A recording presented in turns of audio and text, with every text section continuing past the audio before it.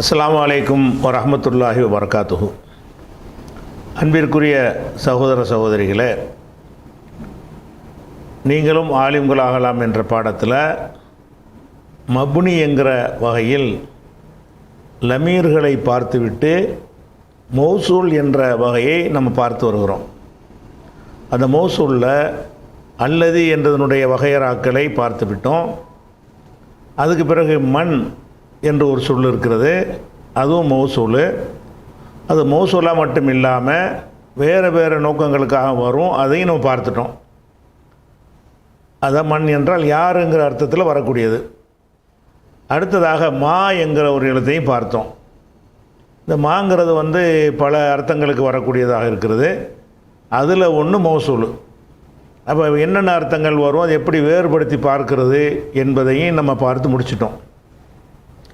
மௌசூலில் இன்னொரு சொல் ஐயுன். ஐயுன் என்று ஒரு சொல் இருக்கிறது. இதுவும் மௌசூலில் ஒரு வகை தான். ஆனால் இது மண் மா என்ற சொல் எப்படி நிறைய பயன்பாடுகளுக்கு வருகிறதோ, அதே மாதிரி ஐயுன் என்ற சொல்லுக்கும் பல அர்த்தங்கள் இருக்கிறது. அதில் ஒன்று தான் மௌசூலுங்கிறது. அப்போ என்னென்ன அர்த்தம் இருக்குது என்பதை பார்த்துவிட்டு அதை கழிச்சிட்டு மீதி உள்ளது தான் மௌசூல். முதலாவது என்னென்னு கேட்டால், ஐயுன் என்பதற்கு அர்த்தம் யார் என்று அர்த்தம். ஐயுன் என்ற மண்ணுக்கு அர்த்தம் யார்னு சொன்னோம்ல, அதே மாதிரி ஐயுன் என்று சொன்னால் யார், இதுதான் அர்த்தம். அப்போ யார் என்ற அர்த்தம் உடனே நீங்கள் விளங்கிக்கிறலாம், இது கேள்விக்கு பயன்படுத்தக்கூடிய சொல். ஒன்றை பற்றி கேள்வி கேட்குறதா இருந்தால் என்ன செய்யணும், யார் என்று கேட்குறதா இருந்தால் ஐயுன் லரப, அடித்தவன் யார். இந்த மாதிரி யார் என்று கொஸ்டின் பண்ணுவதற்கு உள்ள ஒரு அர்த்தம் இருக்குது. அந்த அர்த்தத்தை பயன்படுத்தும் போது அது மௌசூலுங்கிற வகையில் வராது. அதுக்கு எல்லா யாராபும் வரும், மப்னிலையும் வராது.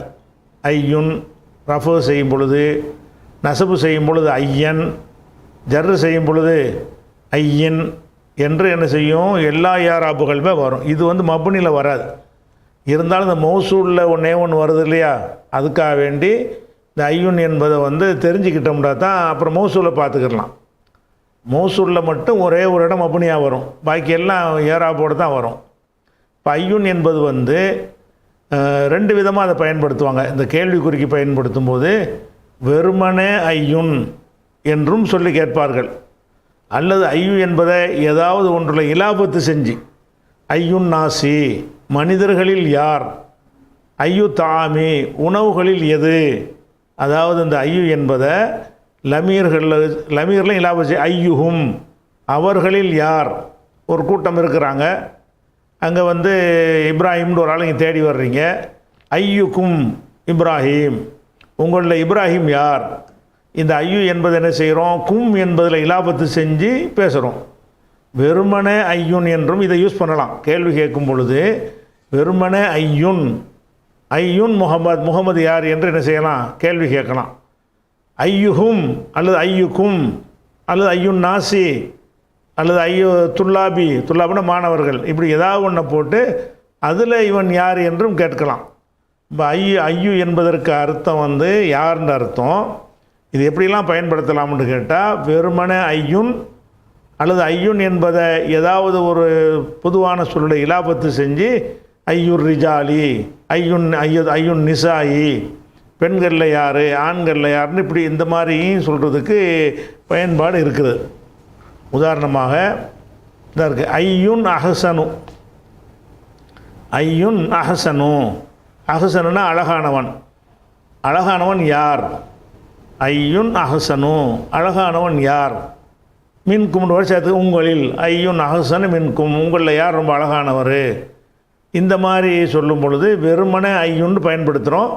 அதில் எதையும் நம்ம இலாபத்து செய்யலை, அப்படியும் பயன்படுத்தலாம். அது முப்ததா இடத்துல வர்றதுனால ரஃபா கொடுத்தாச்சு. அந்த ஐயு என்பதை ஐயுஹும் ஒரு கூட்டத்தாரை பற்றி பேசிவிட்டு ஐயுஹும் அவர்களில் யார் அஹ்சனு அழகானவர். இப்போ வெறும் ஐயுன் பயன்படுத்தலாம், ஐயுஹும் என்றும் பயன்படுத்தலாம். கேள்விக்கு பயன்படுத்தும் பொழுது இருவிதமாகவும் பயன்படுத்துவாங்க, இருவிதமாகவும் வரும். அது கேள்விக்கு வரக்கூடிய உதாரணம் என்ன, உதாரணமாக ஐயுன் ஜா, யார் வந்தான், யார் வந்தான்னு தான் சொல்லணும். ஆனால் வழக்கத்தில் யார் வந்ததுன்னு தான் சொல்கிறாங்க. யார் வந்தான்ங்கிறது தான் கரெக்டு. வந்ததுன்னு ஆடுமாட போயிடும். இருந்தாலும் பேச்சில் நம்ம என்ன செஞ்சிட்ருக்குறோம், யார் வந்தது யார் போனது, செய்திகள் வாசிப்பவர்னு சொல்ல மாட்டேங்கிறாங்க. அது இலக்கண பிழையாக தான் பேசுகிறாங்க. அதுவே இலக்கணமாக மாறி போச்சு. சரி, ஐயுன் ஜா, யார் வந்தான், யார் வந்தான் அது கேள்வி கேட்குறீங்க. ஒருத்தன் வந்திருக்கிறான், அவன் யாருன்னு உங்களுக்கு தெரியும், வந்தது தெரியுது, யாருன்னு தெரியலை. அப்போ என்ன செய்வோம், ஐயுன் ஜா, யார் வந்தான், அல்லது ஐயுஹும் ஜா. அந்த ஹும்ங்கிறது ஹும்முக்காக இல்லை, ஏதோ ஒன்று சேர்த்துக்கலாம். ஐயுஹும், ஐயுக்கும். அதே மாதிரி ஒரு ஐயோ தாலிபீன, மாணவர்களில் யார் வந்தது, என்ன வேணாலும் சேர்த்துக்கலாம். அது எதுக்கு அந்த ஹும் போட்டிருக்கோம்னு கேட்டால், ஒரு சொல்லோட இலாபத்து செய்யப்பட்டும் இது வரும், எதுவும் இல்லாமல் தனித்தும் வரும். ரெண்டுக்குமே அர்த்தம் என்னென்னா யாருங்கிறது தான் அர்த்தம்.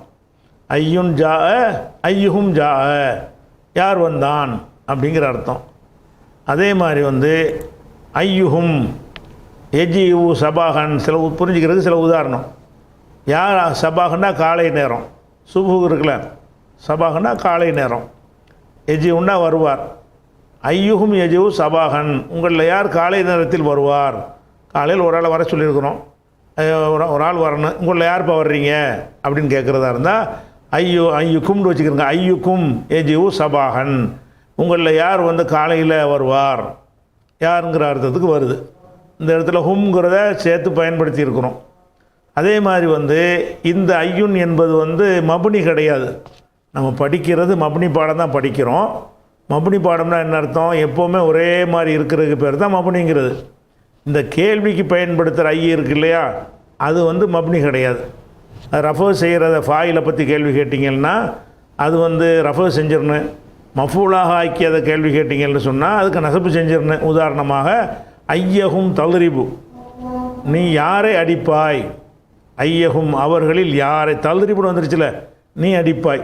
எதை பற்றி கேட்குறோம், அடித்தவன் தெரியுது யாருன்னு, யாரை அடிக்கிறதுங்கிறது தான் கேள்வி. அது மஃபூலு. அப்போ ஐயு என்பது ஐயன் மாறிடுச்சு பாருங்கள். ஐயகும் அவர்களில் யாரை, தல்ரிபு நீ அடிப்பாய். அப்போ நீ அடிப்பாய்ங்கிறதுல ஃபேலும் ஃபாயிலும் இருக்கிறது. கேள்வி எதை பற்றி, அடி வாங்கினவனை பற்றி தான். அடி வாங்கினவனை குறிக்கிறதுக்கு பேர் என்னது, மஃபூலு. அப்போ அந்த இடத்துல ஐயுன்னு படிக்காமல் எப்படி படிக்கிறோம், ஐயகும். இந்த இடத்துல ஐயுங்கிறோம். ஜான்னு போடும் பொழுது ஐயுகும் ஜா, ஃபாயிலு. உங்களில் அவர்களில் யார் வந்தான். ஐயுகும் எஜியு சபாகன், அவர்களில் யார் காலை நேரத்தில் வருவான் என்று சொல்லும் பொழுதெல்லாம் இது ஃபாயில் இடத்துல இருக்குது. வரக்கூடிய ஆளை பற்றி பேசுகிறோம். அதனால் ஃபாயிலுக்கு என்ன ஏறாபு, ரஃப. அதனால் ஐயு, ஹும் சேர்க்காட்டி ஐயுன், ஏதாவது ஒன்று சேர்த்தா தன்வின் போயிடும். அப்போ ஐயுன் அல்லது ஐயு என்று பயன்படுத்துகிறோமே, இதெல்லாம் என்னது, ரஃப செய்யக்கூடிய இடங்கள். அதே நேரத்தில் நசபு செய்கிற இடம்னு இருக்குவீங்க. நசபுனா எதுக்கு செய்வோம், மஃபூலுக்கு செய்வோம். மஃபூலுக்கு செய்கிறதா இருந்தால் ஐயகும் தல்ரிபு, தல்ரிபு நீ அடிப்பாய். நீ ஒரு ஆள் அடிக்க போகிறான்னு சொல்கிறான், அவன்கிட்ட போய் கேட்குறோம், ஐயகும் தல்ரிபு அவர்களில் நீ யாரை அடிப்பாய். யார் அடிப்பான்னு கேட்டோம்னா ஃபாயில் ஆயிரும், யாரைன்னு கேட்டோம்னா மஃபூல் ஆயிரும். அப்போ நீ அவர்களில் யாரை நீ அடிப்பாய். இப்போ யாரை அடிப்பாய்னு மஃபூல் ஆயிடுச்சுன்னு சொன்னால் மஃபூலுக்கு என்ன செய்யணும், நசபு செய்யணும். அப்போ ஐயு என்பது எப்படி படிக்கிறோம், ஐய என்று படிக்கிறது, அது ஒரு விஷயம். அடுத்ததாக இன்னொரு உதாரணம், குர்ஆனில் உள்ள ஒரு உதாரணம் இது. ஐய ஆயாத்தில்லாஹி துன்கிரூன, இப்படி ஒரு வசனம் குர்ஆனில் இருக்குது. துன்கிரூண்டா என்ன அர்த்தம், அன்கரண்டா நிராகரிக்கிறது, மறுக்கிறது. அன்கரண்டா என்ன செய்கிறது, ஒரு விஷயத்தை உண்மையை ஏற்றுக்கிற மாட்டேன்னு மறுக்கிறான்ல, அதுக்கு பேர் இன்கார். அன்கரண்டா மறுக்கிறான். அப்போ துன்கிரூன நீங்கள் மறுக்கிறீர்கள். துன்கிரூனங்கிறது வருங்கால வினையில் முன்னிலையில் ஆண்பாலில் பன்மை. துன்கிரூன நீங்கள் மறுக்கிறீர்கள். ஆயாத்தில்லாஹின்னா அல்லாஹ்வுடைய சான்றுகள், அல்லாஹ்வுடைய வசனங்கள் என்று அர்த்தம் இருக்கிறது. அல்லாஹ்வுடைய சான்றுகள் இருக்குல்ல, அல்லாஹ் இருக்கிறான் என்பதற்கு நிறைய அத்தாட்சிகளை அல்லாஹ் உலகம் பூரா பரப்ப வச்சுருக்கிறான். அதை சிந்தித்து பார்த்தா இறைவன் இருக்கான்னு தெரியும். அதுக்கு பேர் ஆயத்துமாங்க. ஆயாத்தில்லாஹின்னா அல்லாஹ்வுடைய சான்றுகள். இப்போ அந்த ஐ போட்டுறோம். எப்படி, ஐய ஆயாத்தில்லாஹி துன்கிரூன், அல்லாஹ்வுடைய சான்றுகளில் எதை நீங்கள் மறுக்கிறீர்கள். எதைன்னு மஃபூல் ஆக்குறோம். நீங்கள் மறுக்கிறீர்கள்ங்கிறது ஃபாயில் உள்ளே இருக்கிறது. நீங்கள் கேள்வி எதை பற்றி? மஃபூலை பற்றி தான் கேள்வி, ஃபாயிலை பற்றி கேள்வி இல்லை. ஏன்னா ஃபாயில் அந்த துணிக்கிறூன்ல இருக்குது. நீங்கள் மறுக்கிறீர்கள் எதை? ஐய ஆயாத், ஐயு என்று சொல்லாமல் ஐய என்று சொல்கிறோம். ஐய என்று நசபு ஏன் செஞ்சோம்? அது மஃபூலு. அப்போ ஐய ஆயாத்தில்லாஹி, அல்லாஹுவின் எந்த சான்றுகளை துணிக்கிறோன நீங்கள் மறுக்கிறீர்கள், எந்த சான்றுகளை நீங்கள் மறுக்கிறீர்கள் இப்படின்னு கேட்கும் பொழுது, அப்போ ஐய என்பதற்கு ஏராபு இது வந்து மபுனியாவில் பாருங்கள். ரஃபு செய்யும்போது ஐயு ஐயூன் என்று வருகிறது, நசபு செய்யும்போது ஐய என்று வந்து விடுகிறது. அப்போ வந்து இது வந்து பே போட்டு பி ஐயின்னு போட்டிங்கன்னு வைங்களேன். இப்போ பி ஐய ஹதீஸின் குரானில் இருக்கும். ஃப பி ஐய ஹதீஸின், எந்த செய்தியை நீ யூமினூன் நம்ப போகிறார்கள். அப்போ பி ஐய ஹதீஸ் இந்த பே சேர்ந்த உடனே பி ஐயி ஜர்ரு செஞ்சு வருது. அது குரானில் இருக்குது, உலகத்தை அதிகமாக பயன்பாட்டில் இருக்குது. அப்போ அந்த ஐயுன் என்பதை கொஸ்டினாக நீங்கள் பயன்படுத்தும் பொழுது அது மபுனி கிடையாது. நம்ம அந்த ஐய வந்து மௌசூலுக்காக தான் இதை பார்க்குறோம். ஐயுங்கிற சொல்லுக்கு வேறு பயன்பாடெலாம் இருக்கிறதுனால இதை பற்றியும் பேசுகிறோம். கேள்விங்கிற ஒரு பயன்பாடு இருக்கிறது. அந்த கேள்வியுடைய பயன்பாட்டில் வரும் பொழுது அதுக்கு வந்து எல்லா யாராமும் செய்யணும். ரஃபு செய்யும்போது ஐயுன் அல்லது ஐயு என்று சொல்லணும், நசபு செய்யும்போது ஐயன்னு சொல்லணும், ஜர்ரு செய்யும்போது ஐயி ஐயின் என்று சொல்லணும். அதே மாதிரி வந்து ஐயுக்கும் பக்ருன், உங்களில் பக்ருங்கிறது யார்?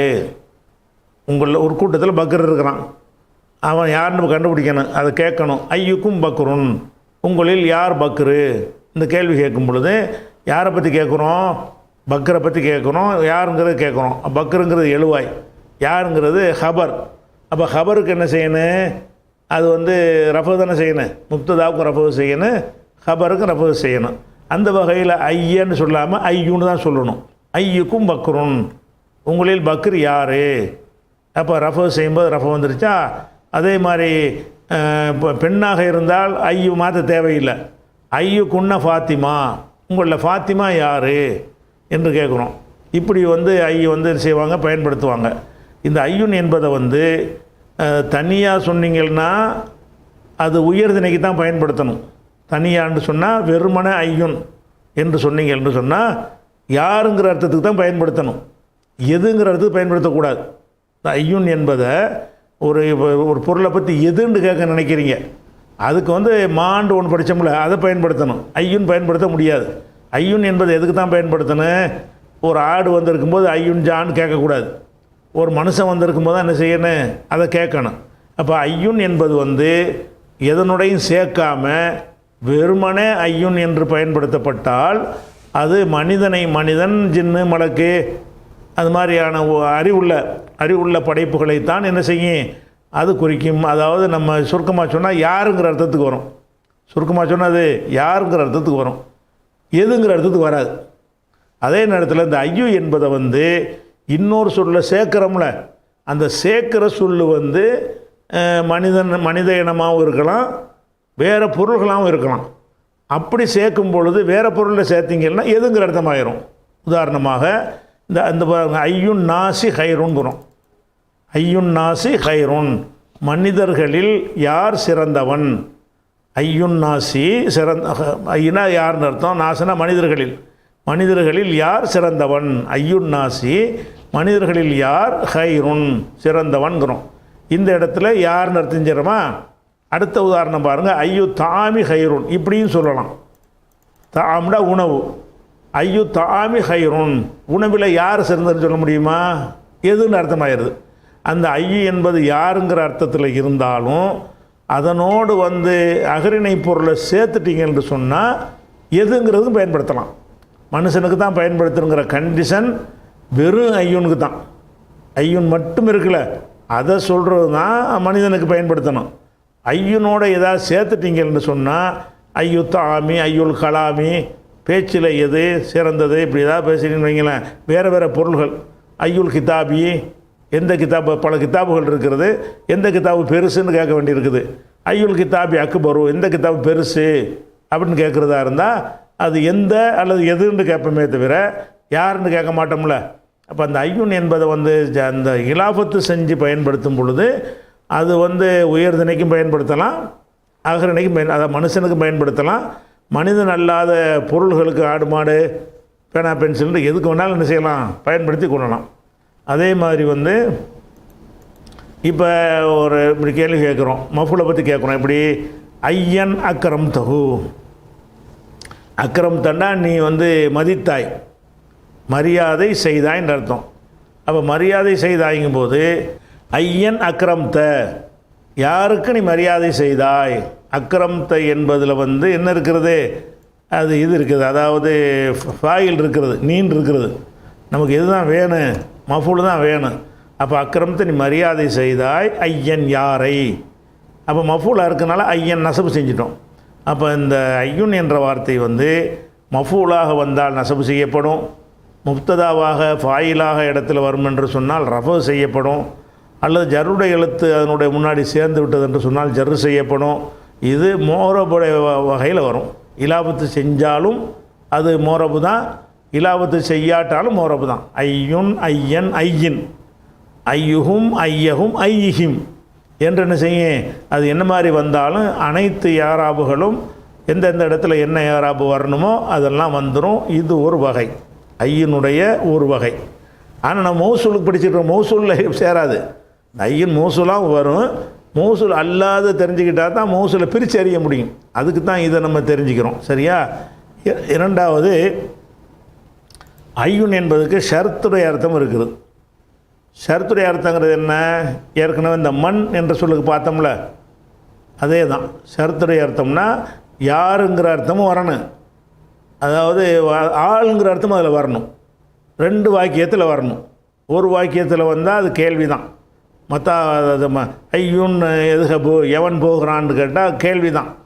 அதுக்கு வந்து இன்னொரு வாக்கியம் சேர்த்துட்டிங்கன்னு சொன்னால் அப்போ அது ஷர்த்தாயிரும். ஷர்த்தாயிடுச்சுன்னு சொன்னால் யாருங்கிறதையும் அந்த அர்த்தத்துலையும் கொண்டு வரணும். ஷரத்துக்காக வேண்டிய ஆள்னு சொல்லணும்ல, வந்தால் போனால் நின்றால் குனிந்தால் நிமிர்ந்தால்னு சொல்கிறோம்ல, இந்த ஆளுங்கிற அர்த்தத்தையும் அதுக்குள்ளே கொண்டு வைக்கணும். அந்த ஐயுன் என்பது வந்து ஷர்த்தாக வந்தக்கு அதை கண்டுபிடிச்சிடலாம். ஒத்த சொல்லில் வந்தால் கேள்வி, ரெண்டு வாக்கியத்தில் வந்தால் அது வந்து ஷர்த்து. எப்படி ஒரு உதாரணமாக, ஐயுகும் அவர்களில் யார், அவர்கள்னால் ஏதோ ஒரு கூட்டத்தை பற்றி பேசிகிட்டு இருப்போமா, அவர்களில் யார், எழுதறிப்புனி யார்னு சொல்லக்கூடாது, யாராவது. கேள்வியாக போட்டால் யார். இப்போ நம்ம ஷர்த்தாக கொடுத்தோம்னு சொன்னால் யாராவது எழுதறிப்புனி என்னை அடித்தாள். அப்போ ஐயுகும் இந்த ஷர்த் அர்த்தம் வருவாங்க, யாருங்கிற அர்த்தம் அதுக்குள்ளே வந்துடுது. அதை யாராவதுன்னு கொஞ்சம் சேஞ்ச் ஆகி வருகிறது. அதே நேரத்தில் ஷர்த்துடைய அர்த்தம் வரணுமே, எழுதறிப்புனி என்னை அடித்தால் அல்லரிபுகு நான் அவனை அடிப்பேன். ஐயுகும் அவர்களில் யாருன்னு சொல்லிடக்கூடாது. யார் அடித்தால்னா நல்ல பாசம் நடைக்கு நல்லா இல்லை, யாராவதுன்றதை நல்லாயிருக்கும். ஐயுகும் அவர்களில் யாராவது ஷர்த்தாக கொடுக்கும்போது யாராவதுன்னு போட்டுக்கிறோங்க. ஐயுகும் அவர்களில் யாராவது எழுதறிப்புனி என்னை அடித்தால் அல்லரிபுகு நான் அவனை அடிப்பேன். இதுக்கு பேர் ஷர்த்துடைய ஐ. இந்த ஷர்த்துடைய ஐ வரும்போது என்ன செய்து பாருங்கள், ஜசம் செய்யப்படுது ரெண்டுக்குமே. எப்படி எழுதறிபு என்று இல்லாமல் எழுதறிப்புன்னு சுக்குன்னு வந்திருக்கு பாருங்கள். எழுதறிப்புன்னு என்ன செஞ்சுருக்குறோம், லரபை எழுதறிப்பு தானே வரணும், எழுதறிபூண்டு வரணும். ஆனால் எழுதறிப்புங்கிறதுக்கு நம்ம என்ன செஞ்சிட்டோம், இப்போ எழுதறிப்பு என்று ஜசம் செஞ்சுருக்குறோம். ஜசம் எதுக்கு செய்கிறோம், அந்த ஐங்கிற ஷர்த்துடைய எழுத்து வந்து ஜசம் செய்யும். அப்போ எழுதறிப்புனி அல்ரிப்புஹு, அல்ரிபு இந்த பூ இங்கே அல்ரிப்புன்னு தான் வரணும். லரபை எழுதறிப்புல இருந்து அல்ரிபு நான் அடிப்பேங்கிறது லம்மு வச்சு வரணும். ஆனால் இதை எப்படி சொல்லி படிக்கிறோம், அல்ரிப்புஹு. அப்போ ஷர்த்துடைய அர்த்தத்தில் வரும் பொழுது ஷர்த்துடைய அர்த்தத்தை நீங்கள் கொடுத்துருனேன், அமலும் செஞ்சிடணும் கரெக்டாக. வருங்கால வினை சொல்ல இருந்தால், அதே வந்து சென்ற கால வினையில் இருந்தால் அவனு செய்ய மாட்டோம் தான். ஐயுகும் லரபணின்னு போட்டிங்கன்னு வைங்க, இந்த எழுதறிப்பு எடுத்துவிட்டு லரபண்ட் ஆக்கிட்டீங்கன்னு வைங்க, ஐயுகும் லரபணி என்னை யாராவது அடித்தா, அதே அர்த்தம் தான். ஆனால் லரபோவில் அமல் செய்ய முடியாது, அது சென்ற கால வினை. சென்ற கால வினை வந்து அது மப்புனி எப்போ ஒரே மாதிரியாக தான் இருக்கும். வருங்காலமாக இருந்தால் மட்டும் என்ன செய்யும், ஐ வந்து ஷர்த்துக்கு வந்தால் ஜசம் செய்யணும். இங்கெல்லாம் ஜசம் செய்யக்கூடாது. இந்த பாருங்களேன், இந்த இருக்குது வருங்கால வினை இருக்குது பாருங்கள், ஐயகும் தல்தரிப்புன்னு சொல்லிடக்கூடாது. இந்த இடத்துல வருங்கால வினையாக தான் இருக்குது. வருங்கால வினையாக இருந்தாலும் இது ஷர்த்துக்கு வரல, கேள்விக்கு வந்திருக்கு.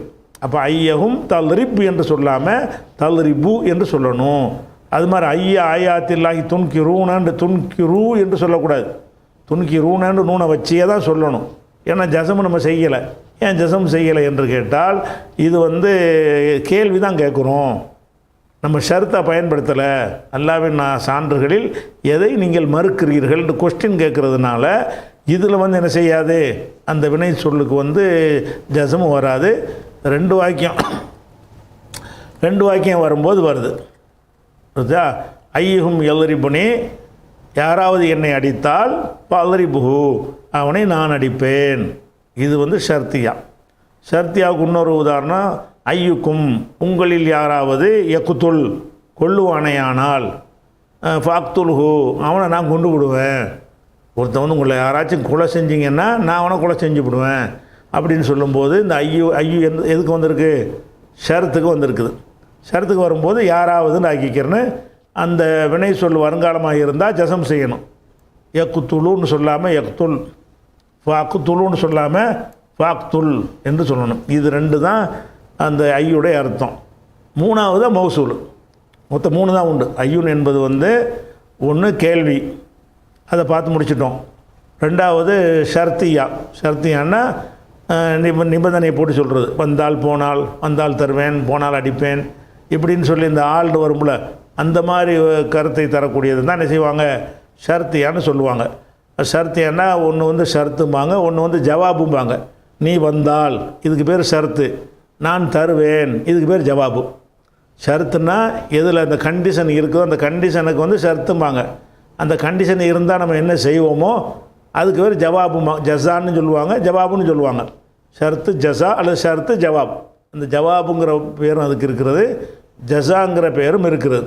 இப்போ ஐயுக்கும் யக்குத்துல், இந்த யக்குத்துலுங்கிறது ஷர்த்து, இப்போ அக்குத்துலுங்கிறது ஜவாபு.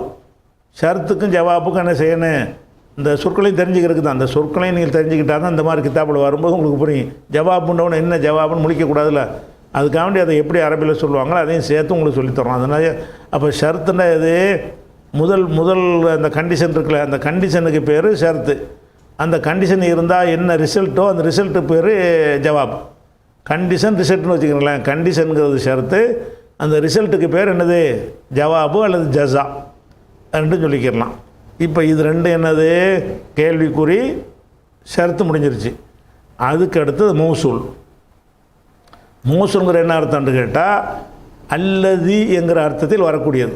இந்த மௌசூல்னா என்ன அர்த்தம், அதான மௌசூல்ங்கிறது. இந்த மண் மா என்பதெல்லாம் அல்லதி அர்த்தத்தில் வரும்போது என்ன செஞ்சிருவோம், மௌசூல்னு சொல்லிடுவோம். இந்த மௌசூலுடைய அர்த்தத்தில் வரும் பொழுது இதை 4 விதமாக இதை நம்ம பயன்படுத்தலாம்.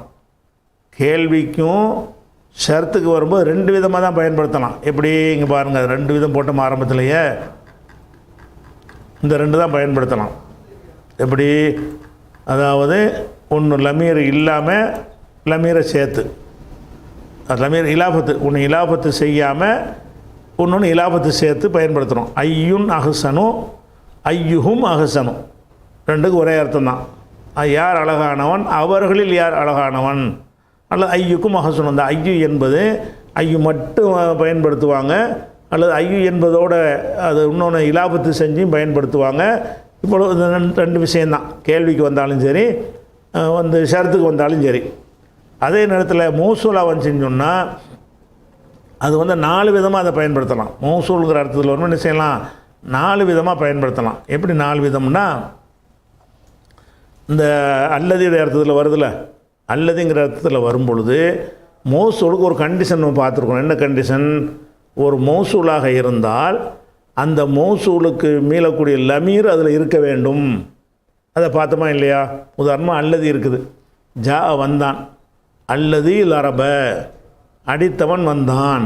அல்லதிங்கிறதுக்கு மௌசூலு, அல்லதிக்கு பொருத்தமான லமீர் லரபங்கிறதுக்கு உள்ளே இருக்கிறது, ஹுவன் இருக்கிறது. சரி, அதை முன்னிலையாக சொல்லுங்கன்னு வைங்க, அப்போ அந்த லமீர் வெளியே கொண்டு வரணும். அந்த லமீர் அது இருக்காது. ஜா வந்தான், அல்லதி லரபுத்த ஹூ, எவனை நீ அடித்தாய் அவன் வந்தான். அந்த எவனைன்னு சொல்ல வேண்டியிருக்குல்ல, அதுக்காக வேண்டி என்ன செய்யணும்னு கேட்டால், அந்த மௌசூலாக பயன்படுத்துகிற எந்த சொல்ல மௌசூலாக பயன்படுத்தினாலும் அந்த மௌசூலை நோக்கி மீள்கிற ஒரு லமீர் அதில் இருக்க வேண்டும். லமீரோடு சேர்த்து பயன்படுத்தணும். இந்த கேள்விக்கும் ஷரத்துக்கும் லமீர் இருக்க வேண்டிய அவசியம் இல்லை. சரியா? மௌசூல்னு வந்துருச்சுன்னு சொன்னால் அதுக்கு லமீர் இருக்கணும். இல்லாட்டா ஒன்று மறைஞ்சிருக்கும்பாங்க. ஒன்று கூறப்பட்டிருக்கு, கூறப்படாவிட்டான்னு அங்கே அது வைத்து கொள்ள வேண்டும், மறைந்து நிற்குது என்று வைத்துக்கொள்வார்கள். அப்போ அதில் லமீர் என்று ஒன்று சேர்த்து ஆகணும். எப்படி சொல்கிற பாருங்கள், இந்த ஐயுன் அஹசன் இருக்குது. இந்த ஐயுன் என்பதில் இலாஃபத்தும் செய்யலை. ஐயுகும் ஐயுக்கும் ஐயுன் நாசி இலாஃபத்து செய்யலை. ப்ளஸ்ஸு அந்த ஐயுன்ங்கிறதுக்கு பொருத்தமான ஒரு லமீர் என்ன ஹுவ, ஐயுன் ஹுவ அஹசன்னு ஹுவை சேர்க்கலை. இப்படியும் பயன்படுத்திடுறோமா? இந்த இடத்துல பாருங்கள், ஐயுன் ஹுவ அஹசனு, ஐயுன் என்பதையும் போட்டுடுறோம். ஐயுனுடைய லமீர் ஒன்று வரணும்ல. மௌசூல் என்று சொன்னால் அந்த ஹுவாங்கிற லமீர் வரணும். அந்த லமீர் என்ன செஞ்சிடணும், வெளிப்படையாக கொண்டாந்து வச்சிடறோம். ஐயுன் ஹுவ அஹசனு, இது ஒரு வகை. இன்னொன்று என்னென்னு கேட்டால், ஐயுஹும் என்று இலாபத்து செஞ்சுவிட்டு, இலாபத்தும் செஞ்சு சொல்லிவிட்டு லமீரையும் சொல்வது. ரெண்டு விஷயம். ஒன்று ஐயு என்பதை ஒரு சொல்ல இலாபத்தும் செய்கிறது, அடுத்து அதுக்குரிய லமீரையும் சேர்ப்பது. ரெண்டு இங்கே இருக்குது. ஐயுஹும் என்ன இருக்குது, ஐயு இலாபத்தும் செஞ்சுருக்குது, ஹுவவும் சேர்த்துருக்குது. இந்த ஐயுஹும் அஹசனில் என்ன இருக்குது, லமீரை சேர்த்துட்டாங்க, இலாபத்து செஞ்சு விட்டாங்க, லமீர் இல்லை.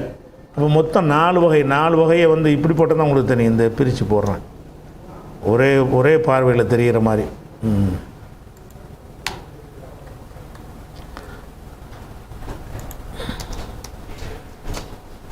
இப்படி 4.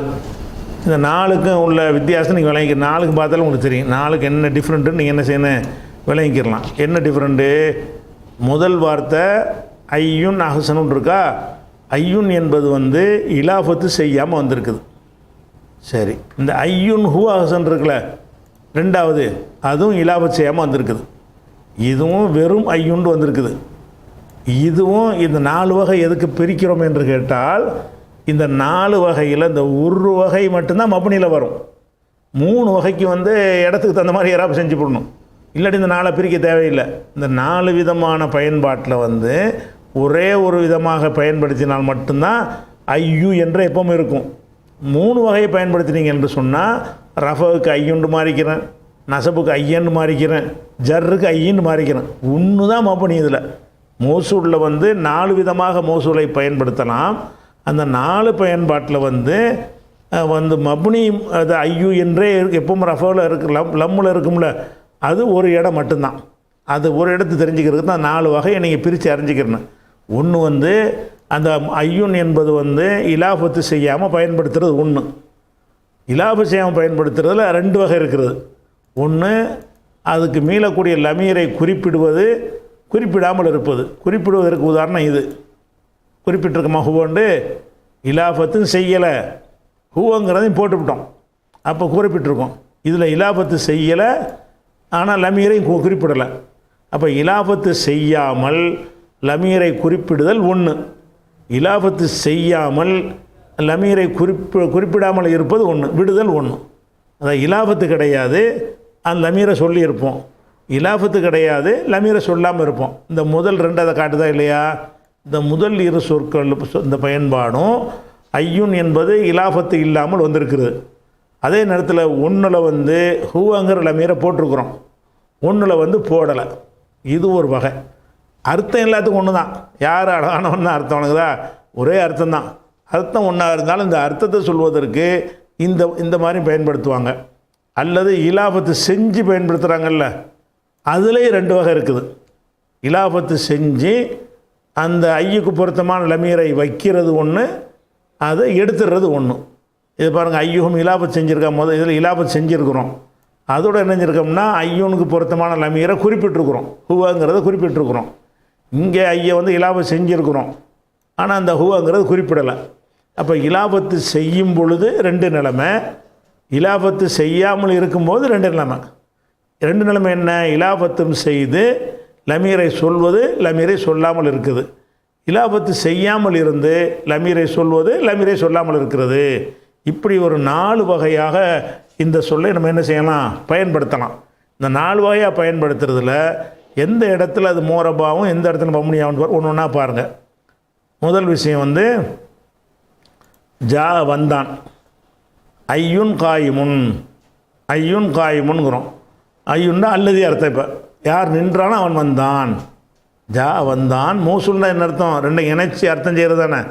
அல்லது ஹுவ காயிமுன், எவன் நின்றானோ அவன் வந்தான் அப்படிங்கிற சொல்லை சொல்வதற்காக வேண்டி ஜா ஐயுன் காயிமுன் என்று சொல்கிறோம். இந்த ஐயுன் என்பது எப்படி நம்ம பயன்படுத்தியிருக்கிறோம்? இலாஃபத்து இல்லாமல் பயன்படுத்தியிருக்கிறோம். இலாஃபத்து ப்ளஸ் இந்த ஹூவையும் சொல்லலை, இலாஃபத்து இல்லாமையும் பயன்படுத்தியிருக்கிறோம், லமீரையும் சொல்லலை. இப்படி சொன்னால் இந்த ஐயுன் என்பது மோரபா வரும். அதாவது ரஃபு செய்யும் பொழுது தான் ஐயுன், நசபு செய்யும் பொழுது ஐயன், மப்னியில் வராது.